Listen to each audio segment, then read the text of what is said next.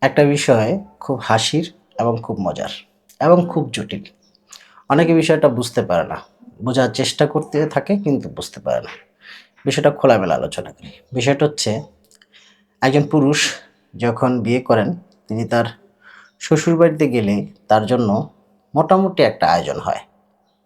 মানে একটু স্পেশাল আয়োজন হয়। সে যত নিম্ন লেভেলের শ্বশুরবাড়িতেই যাক না কেন, সেই ফ্যামিলিটা যা খাওয়া-দাওয়া করে তার থেকে একটু উন্নত মানের তাদের সাধ্যের মধ্যে যা হয়, সেই উন্নত মানের খাবার থেকে শুরু করে যা কিছু হয়, একদম থাকার ব্যবস্থা থেকে শুরু করে সবকিছুই ওই মানুষটার জন্য আয়োজন করা হয়।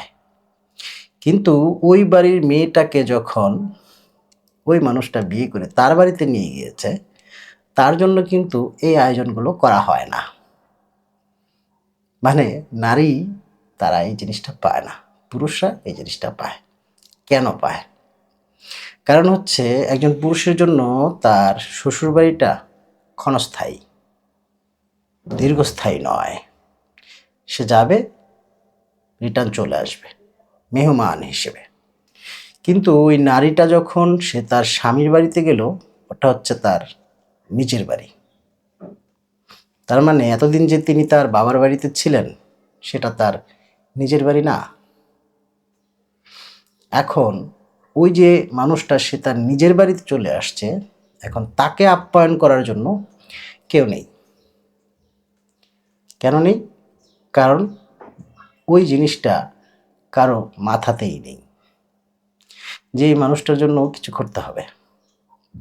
একমাত্র ওই নারীটার স্বামীটা যদি বুঝতে পারে যে আমার ওয়াইফের জন্য আর কেউ নেই, একমাত্র শুধু আমিই আছি তার জীবনের জন্য, তার জীবনের চাহিদা পূরণ করা থেকে শুরু করে সব কিছুর জন্য একমাত্র আমিই পুরুষ। কারণ সে সমস্ত কিছু ত্যাগ করে আমার কাছে চলে এসেছে এবং এটাই তার সংসার, এটাই তার জীবন।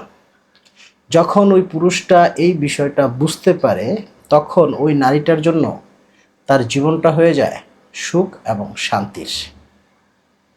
এছাড়া ওই নারীটার জীবনে সুখ আর শান্তি আসাটা সেটা খুব ক্ষণস্থায়ী, যদি তার স্বামী ওই বিষয়গুলো না বোঝে।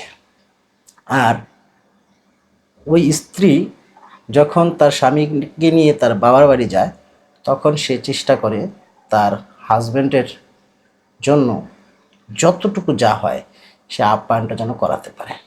কারণ ওই বাড়ির থেকে যদি তিনি সেরকম কোনো আপ্যায়ন কিংবা সেরকম আচরণ না পায়, তাহলে সেই ব্যাপারে কথাগুলো ওই নারীকেই শুনতে হয়। তাই পুরুষরা যখন তার শ্বশুরবাড়ি যায়, সেজন্য তিনি আপ্যায়ন পায়। আর নারীরা যখন তার স্বামী বাড়ি যায়, সে সেখানে কোনো আপ্যায়ন পায় না। সেটা তার নিজের বাড়ি এবং চিরস্থায়ী বাড়ি।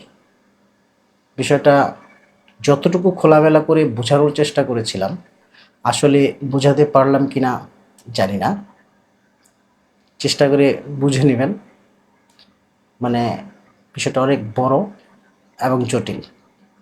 যাই হোক, ধন্যবাদ। ভালো থাকবেন। আশা করি পরবর্তী ভিডিওতে দেখা হবে ইনশাআল্লাহ।